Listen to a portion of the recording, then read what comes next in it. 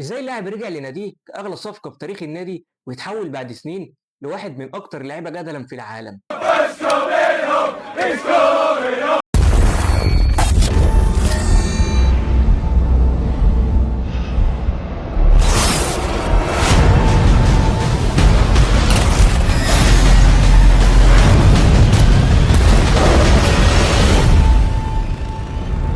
I'm back. بول بوجبا بطل كأس العالم وموهبة استثنائية، لكن في نفس الوقت صفقة محبطة. والسؤال الحقيقي مش هل بوجبا موهوب ولا لا، السؤال الحقيقي هو هل بوجبا اتظلم ولا ظلم نفسه؟ وده اللي هنعرفه في حلقة النهاردة. فأهلا بيكم وحلقة جديدة من سلسلة ظالم ولا مظلوم. ودلوقتي بقى هات خربوش الشاي بتاعك ويلا بينا نبدأ الحلقة.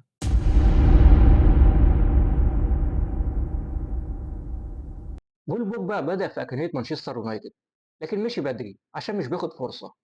راح اليوفي، وهناك اتولد بوجبا الحقيقي.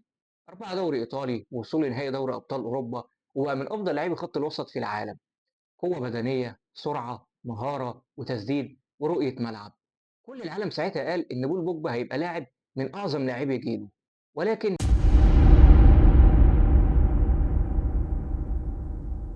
في 2016 بيقرر مانشستر يونايتد إن يدفع حوالي 105 مليون يورو عشان يرجع بوجبا من تاني. التوقعات كانت إيه؟ مش إن بوجبا يبقى لاعب كويس وخلاص، لأ، كان مطلوب منه إنه يكون قائد لمشروع كامل. بس المشكلة بدأت هنا. الفريق مش مستقر، مفيش هوية واضحة، وتغيير مدربين وضغط إعلامي رهيب. كان كل ماتش تقريبا بيلعب تحت عدسة مكبرة. وهنا بقى يجي السؤال، هل كان من الطبيعي إنك تستنى من لاعب واحد إنه يصلح نادي كامل؟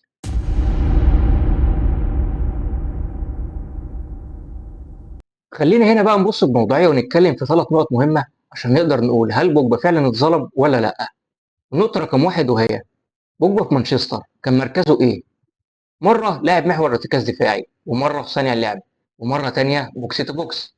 بوجبا مش لاعب ارتكاز دفاعي، بوجبا لاعب حر بيلعب قدام شوية. لكن في مانشستر يونايتد كان مطلوب منه انه يعمل كل حاجة. النقطة التانية جوزيه مورينيو والخلاف الشهير ما بينهم. مورينيو كان عايز انضباط تكتيكي، وبوجبا كان عايز حرية أكتر وإبداع. فالحقيقة إن الخلاف ده والتوتر ده أثر بشكل كبير جدا على مستوى بول بوجبا. النقطة الثالثة منتخب فرنسا 2018 في كأس العالم. بوجبا كان عنصر أساسي في وسط الملعب، لاعب متوازن ومحدش اشتكى منه. يعني لما المنظومة بتكون صح بوجبا بيظهر وبيتألق كمان.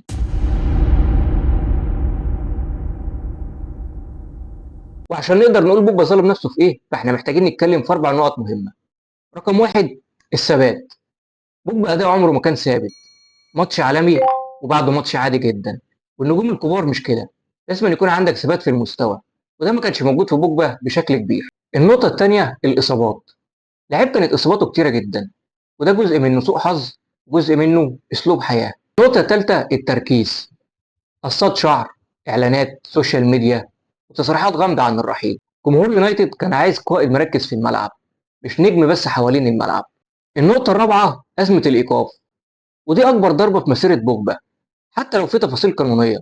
لكن ده أنهى بشكل كبير جدا على بوجبا، وأنهى كمان على صورته كلاعب من اللاعيبة النخبة ومن أساطير كرة القدم في التاريخ.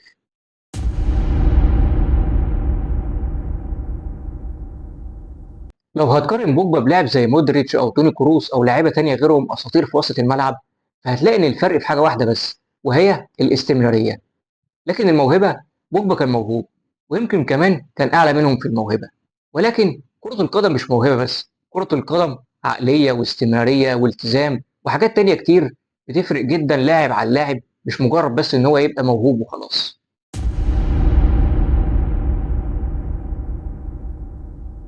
لو بقى هتسألني عن رأيي، فأنا شايف إن بوجبا ممكن يكون اتظلم شوية من الظروف، لكن في نفس الوقت هو لاعب ظلم نفسه بشكل أكبر بسبب قراراته.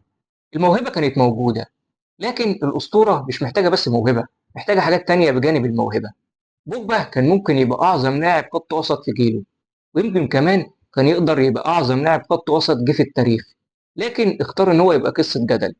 وقول لي رأيك دلوقتي، لو بوجبا كان راح ريال مدريد أو حتى برشلونة بدل ما يروح مانشستر يونايتد، كان هيبقى أسطورة ولا برضه كنا هنشوف نفس النهاية اللي احنا شفناها؟ وما تنساش برضه تقول رأيك في الحلقة، وتحب تشوف مين في الحلقة الجاية في سلسلة ظالم ولا مظلوم.